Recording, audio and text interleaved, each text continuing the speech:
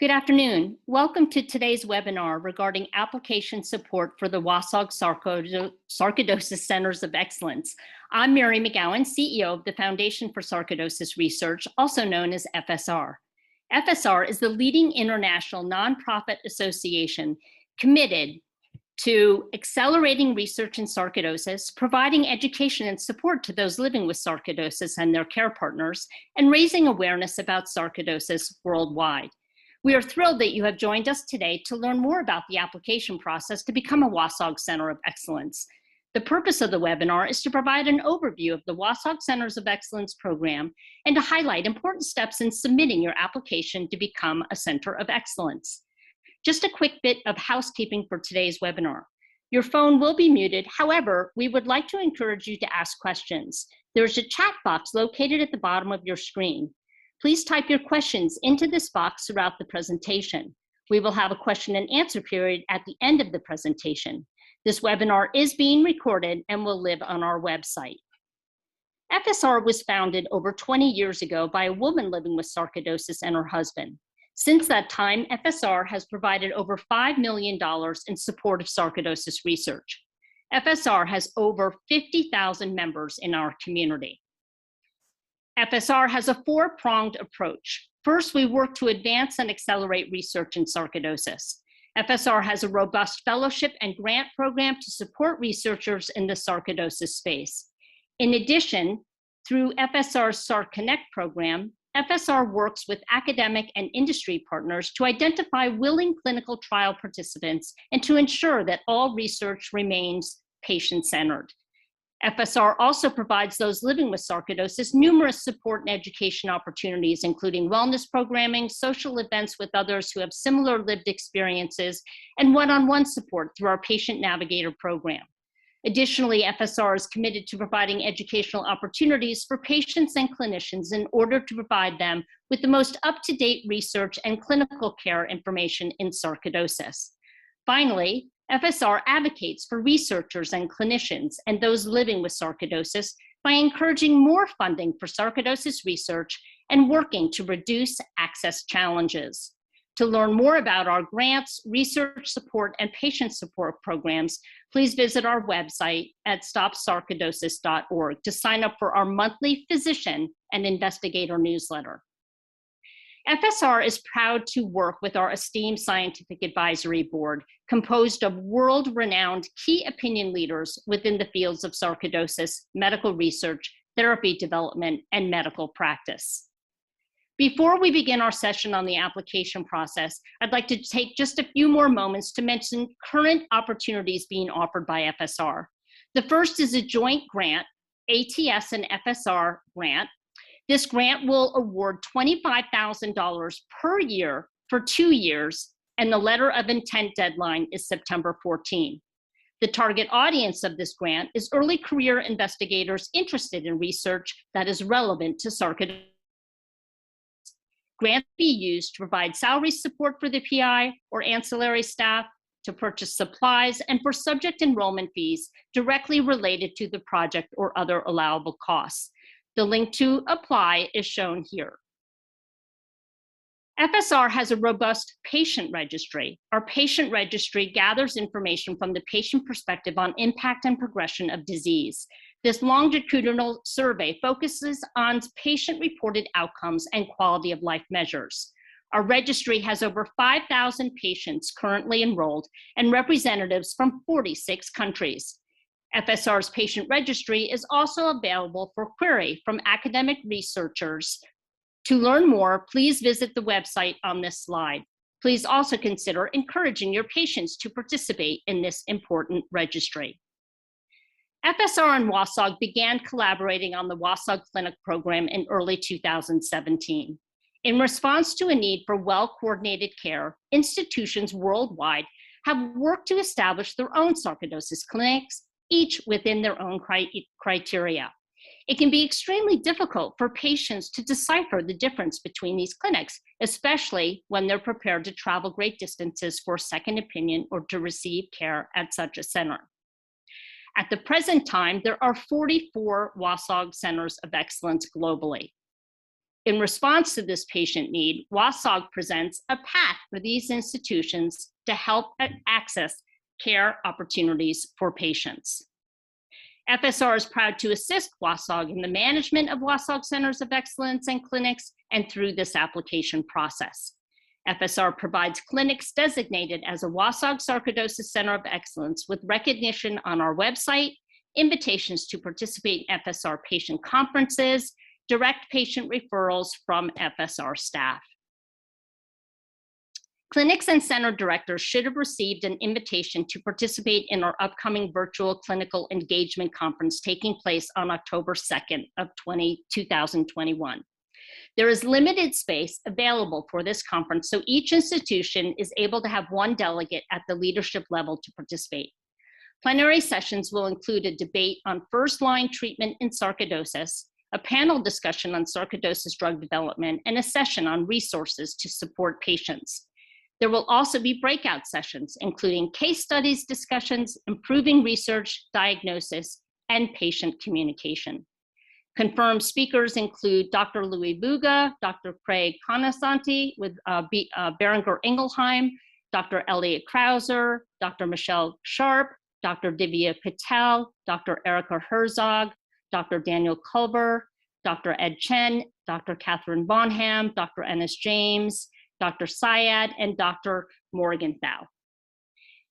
It is now my pleasure to introduce Dr. Daniel Culver. Dr. Culver is the director of the Interstitial Lung Disease Program at Cleveland Clinic. He has directed the Sarcoidosis Center of Excellence at Cleveland Clinic since 2005 and holds full staff appointments in the Department of Pulmonary Medicine and the Department of Pathobiology.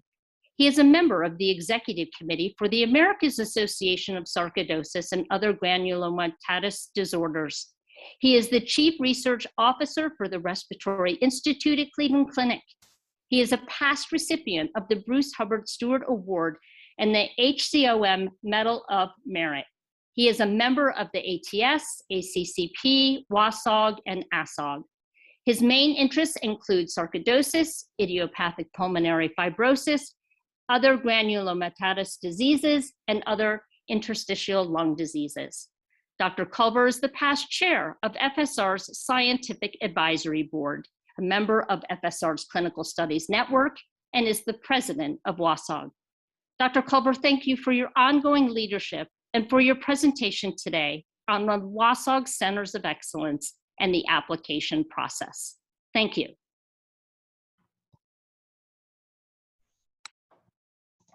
Thank you, Mary. Can you hear me? Yes. Thank you. Okay, I'm going to try to share my video now.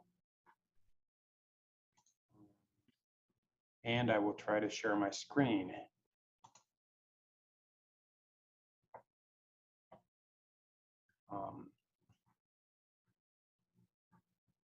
Okay, it's not allowing me to share my video.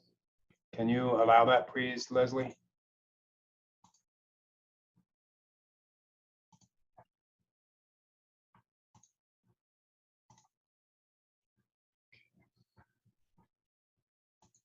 Please tell me if you can see this slide. Yes, Dr. Culver, we can see it. Thank you. It's on the correct screen? Yes. Fabulous. Okay, great.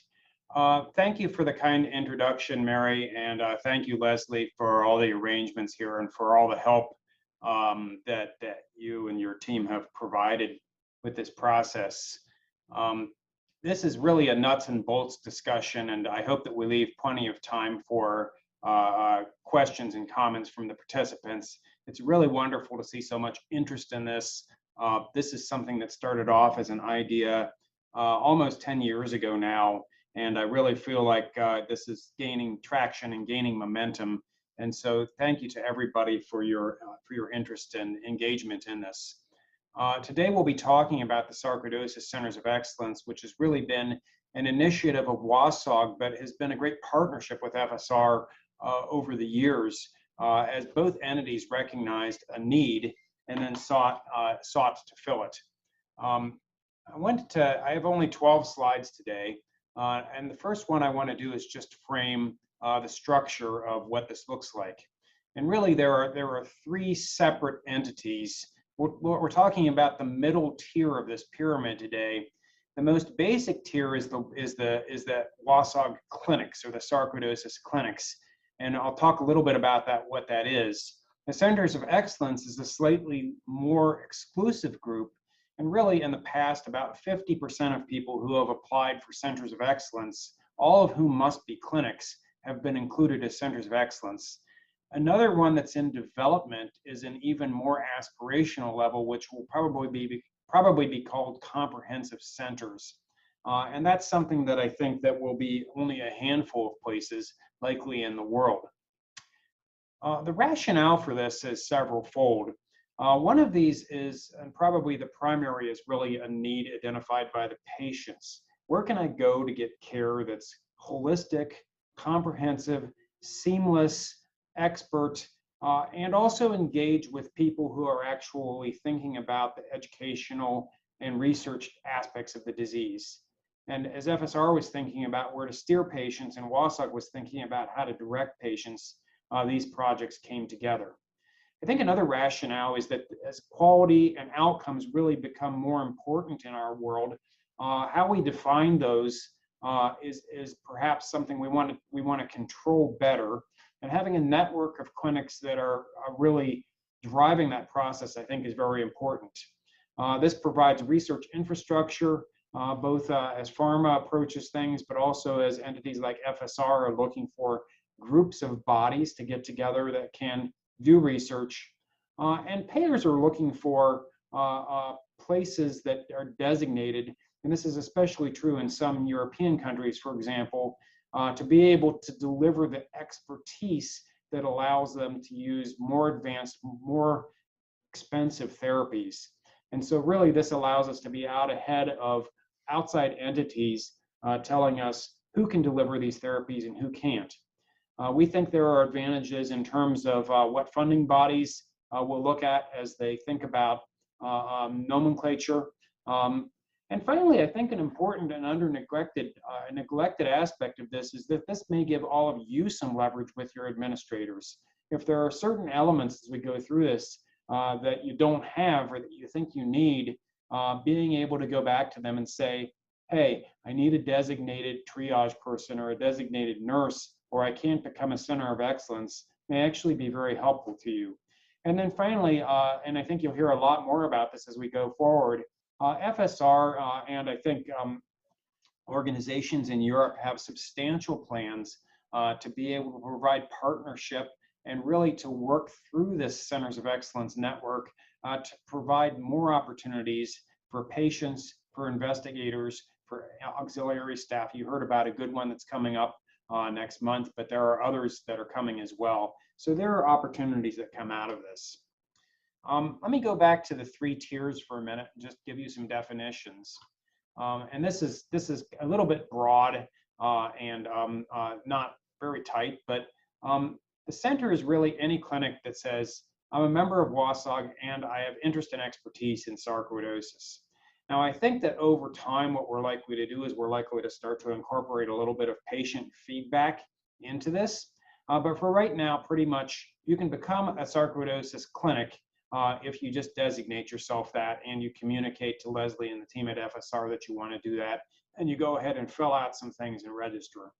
The Center of Excellence really requires a higher bar, and it's really got to be a collaborative group of providers that have expertise and interest, that holistically manage patients, where care is patient-centered, and then either are excellent in research or in education. And we're not requiring both to be a center of excellence, but you at least have to be making an effort in one or the other of those.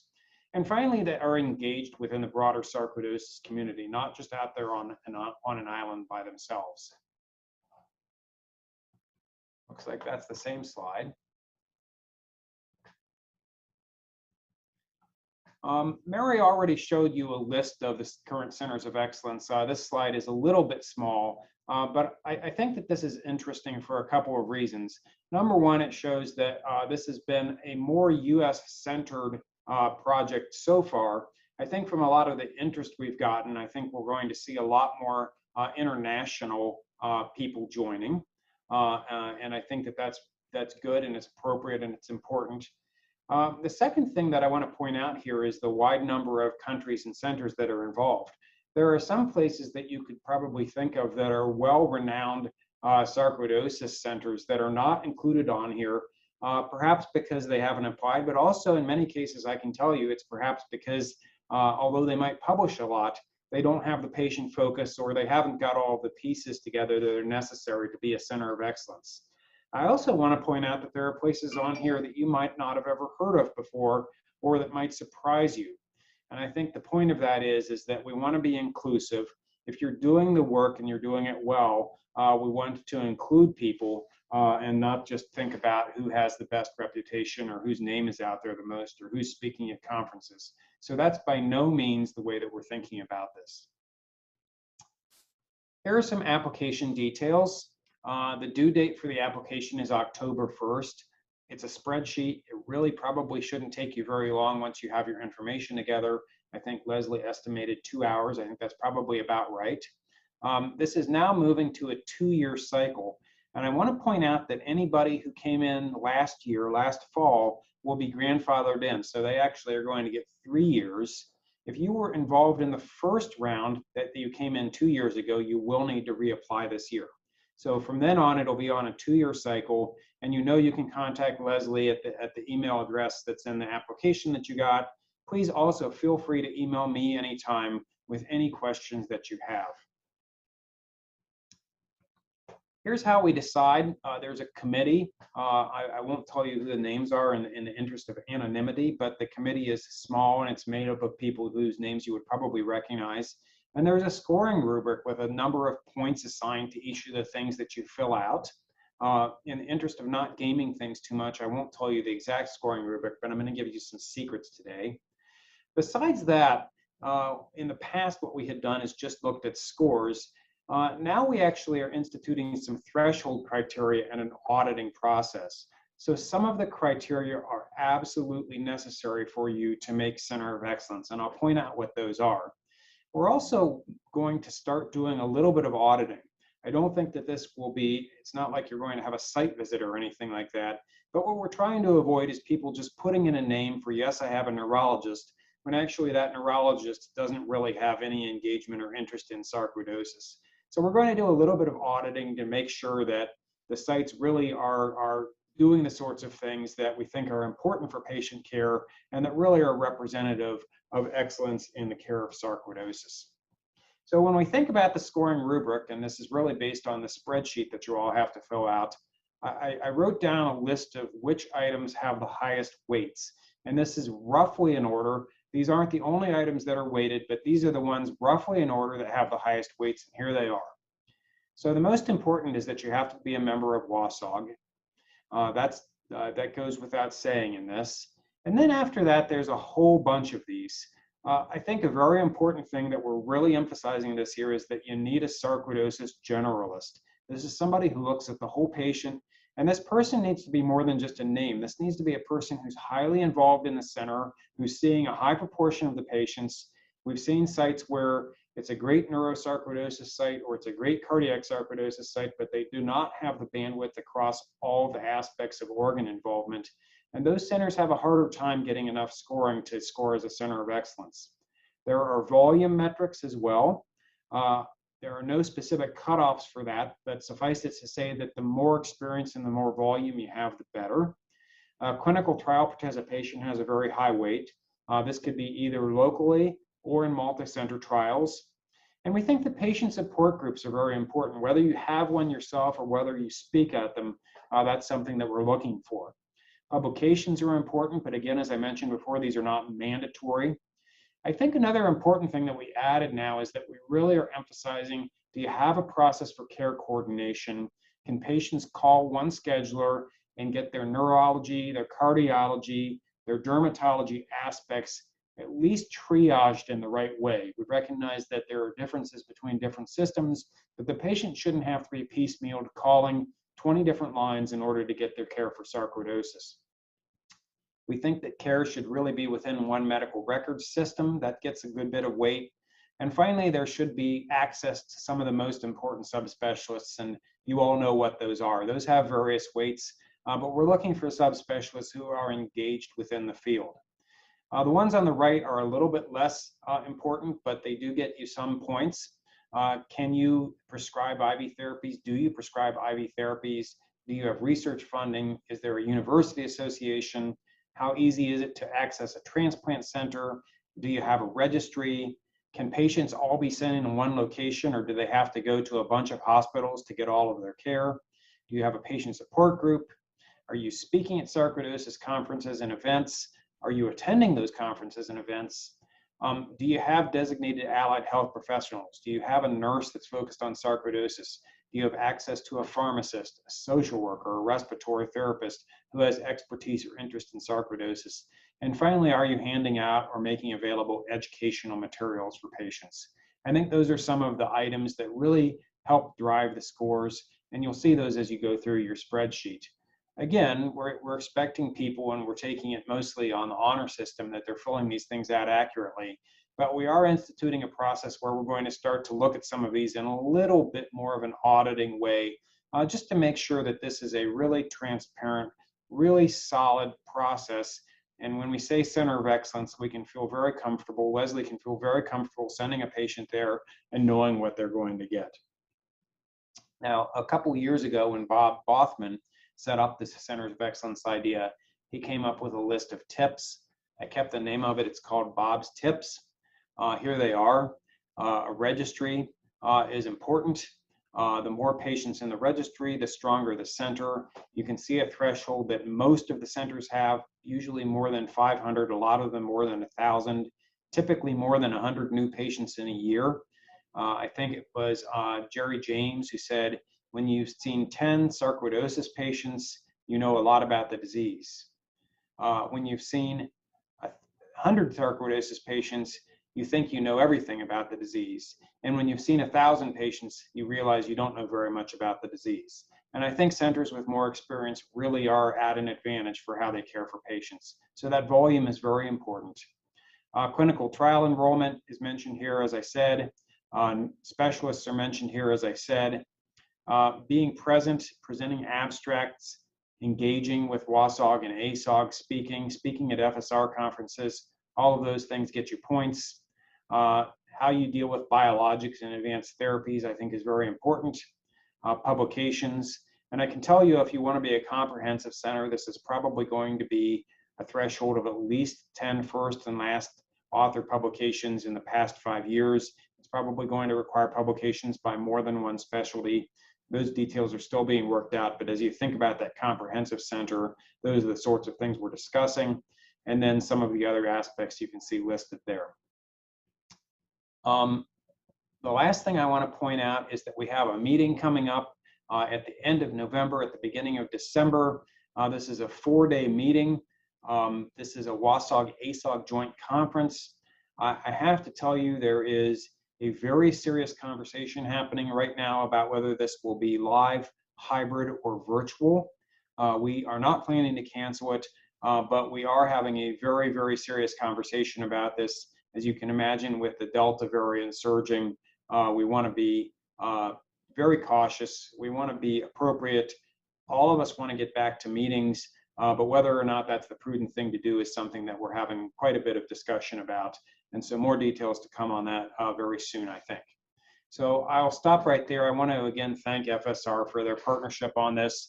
This is really, I think, an opportunity really for both organizations to craft the field in a way that absolutely provides the best care and the best opportunities for patients while still doing the research and educational things that we always focus on in our day-to-day lives. So thank you very much for the invitation to speak here today, Mary. I will now end my slideshow, and I guess we're up to the time when we can take some questions. Thank you so much, Dr. Culver. So we will now begin our question and answer session. Just a reminder, to ask a question, you could type it in the chat box located on the bottom entitled Q&A. So you could go in there and type any questions that you have for Dr. Culver. and we could start asking him those questions. I do have one that has come in. Dr. Culver, what are the advantages for our center of becoming a center of excellence? Thanks for the question. I think that there are some extant advantages and some advantages that are still arriving or in development. I think advantages right now include internal and external recognition. I think that many centers, as they've gotten this, have been able to leverage that recognition into other sorts of opportunities. Again, as funding bodies, as payers look at what kinds of credence you have in the field, as they look at whether or not you are a place that ought to be able to deliver advanced therapies as you apply for grants. We think that this is a designation that's helpful. The FSR, as Mary mentioned, includes the centers of excellence and certain opportunities. These include things like clinical trials. Patients are directed primarily to clinics and especially to centers of excellence, and then involvement in opportunities like the conference that's coming up on October 2nd that you heard about. These are all opportunities that I think come from centers of excellence. I think it's important to realize also that in many ways, this centers of excellence process is following along behind other fields.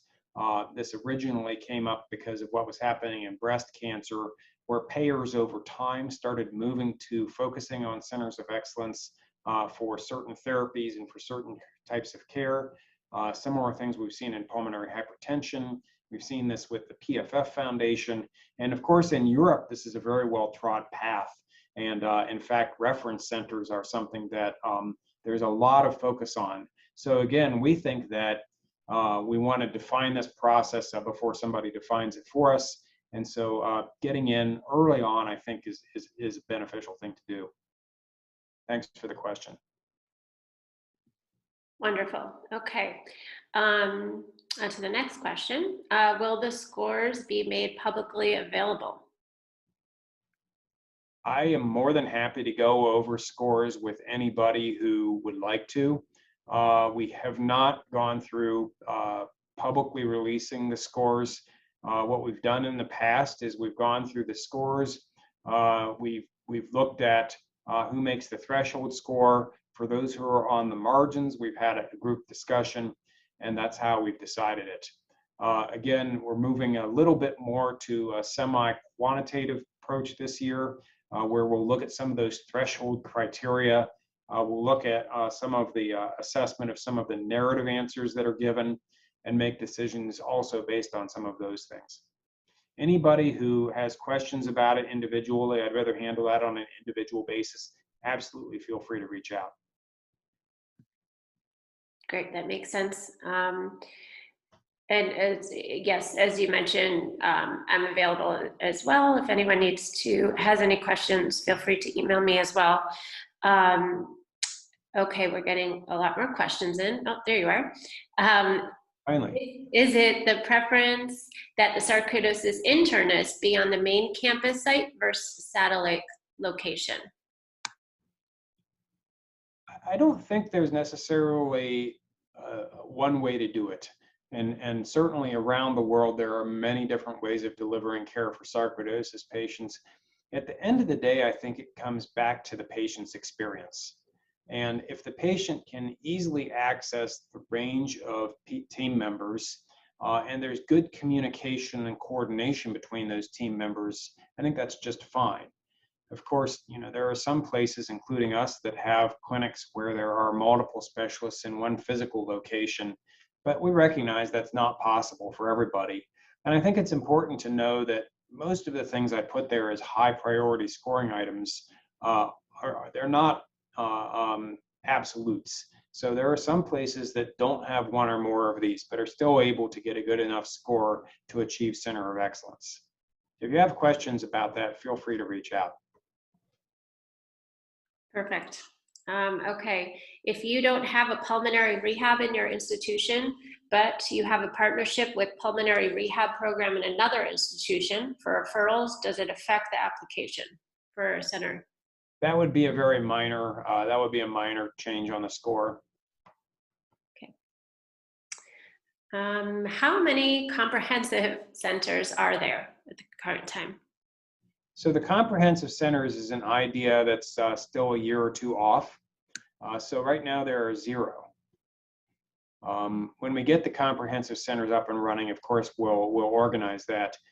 You know, I look in many ways at the comprehensive centers and to a degree the centers of excellence as aspirational. I think as we define these standards and refine these standards, it gives us the chance to really think about what is the best way to deliver care for sarcoidosis patients, what's going to be the most helpful to the patients, and then as we define that again, that gives us all a goal. And it helps us also with thinking about how we organize ourselves within our institutions so that we're able to get those resources from the institution to help out our centers and our clinics. Okay, this is also a great question. Is there a limit in the number of centers of excellence? No, I hope everybody becomes a center of excellence. We don't have a percentile or anything like that with the application. Okay, great. And can you talk a little bit about the cadence again in terms of memberships and those last year that may have been accepted as a center of excellence? And will they have to, will the centers that applied 2 years ago, will they have to reapply with the entire application? Yeah, the ones who came in the first round, which includes us actually, those were accepted 2 years ago. Those have to reapply. And the application is the same as a new application. And the reason for that is, of course, things change a lot over a couple of years. And we don't think the application is too awfully rigorous. The ones who just got accepted last fall, we decided as a group to grandfather those in. So they get an extra year. They're automatically in for the next 2-year cycle. So the first round of people have to reapply. The ones that came in last fall, which is the second round of people, 18 centers, do not have to reapply. And anybody new also has to apply. And then in 2023, there will be a new cadence and all those groups will have to be reapplying. Nobody will be grandfathered in. Okay, great. This question I may direct to Mary a little bit. In the future, will there be small amount of funding associated with centers to support research or support groups? Thank you for the great question. So we are very interested in both having research with all of the centers, as well as our goal is to have a support group running with a trained volunteer, peer-to-peer support, which we know is very impactful at every center. So this is an upcoming goal for us as we continue to work with the centers of excellence. Program continues to grow and prosper. So yes, that is something that we are very interested in moving forward and are planning in the very near future. Wonderful. Okay. A question just came in. Is there a fee for application and how much is it? You want to take that, Leslie? Sure. There is no fee for filling out the application. So I will cover that in the last slide that we have in terms of where to find the application on the FSR website, but currently there is no fee to apply.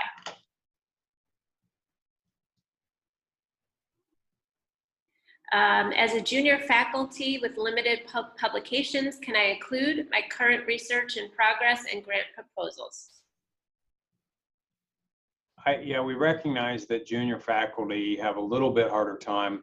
I want to point out that the publication record is not a huge part of the points. When you get to comprehensive centers, that'll become more important.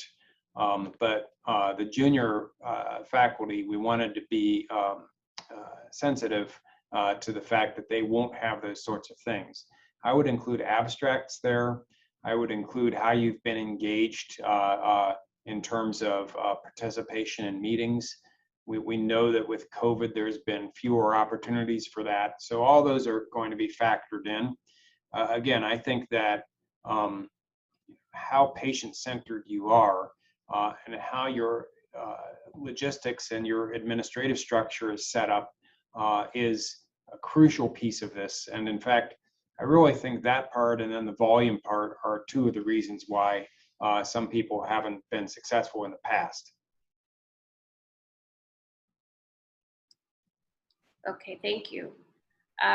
This one I'm going to point to Mary again in terms of support groups. We are associated with 3 support groups led by patients. If we open one ourselves, they'll probably not be very happy. Any recommendations as to how to approach this? So one of the things that we're interested in doing, as I said, is having support groups that are really run by and managed by patients who are within the FSR's community. And the reason for that is we want to be able to train the patients effectively to run a peer-led support group.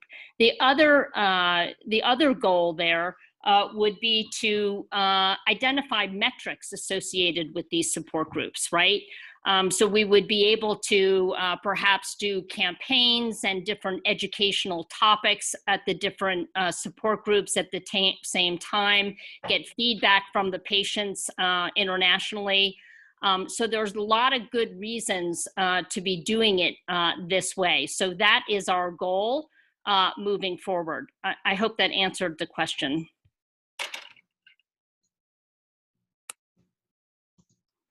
Okay, wonderful. Thank you.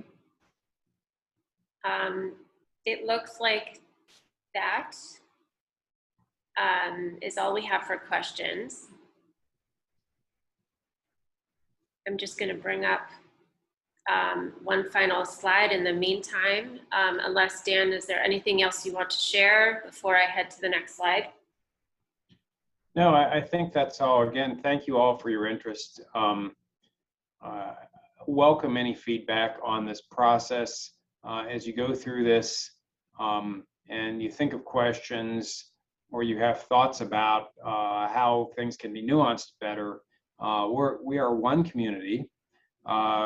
Nobody has all the answers here. And so any feedback or thoughts you have, please don't hesitate to reach out. I would love to hear what you're thinking. So thanks again for organizing this, Leslie, and thanks for all your support on this, Mary. And everybody have a very nice weekend. Great. I'm just going to share because we had a few questions in terms of where to find more information.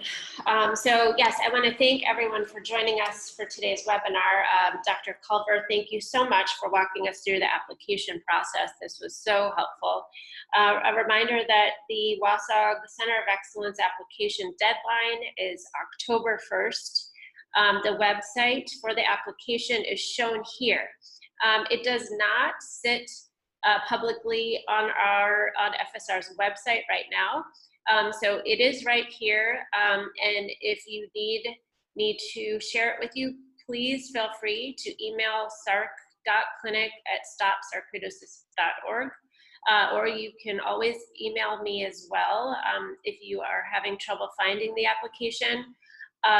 As Dan was mentioning about those centers that have grandfathered in, I'll be sending updates and personal emails regarding that next week. So don't fret, anyone that has questions regarding reapplying, I'll be addressing those questions next week personally. So again, this is where the application lives for those centers that need to reapply and for our clinics that need to put in a initial application. Thank you so much again for everyone for attending our webinar. We hope you have a wonderful weekend. And again, please feel free always to email myself or Dr. Culver with any further questions. Thank you so much.